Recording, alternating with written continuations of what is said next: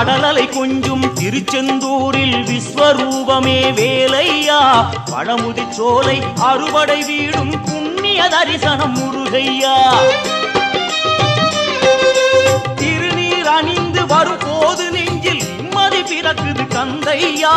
சுகனே சிவனார் மகனே உன்னை பாட பாட சுகமாகுதையா வேல் முருகா அரோகரா அரோகரா வேல்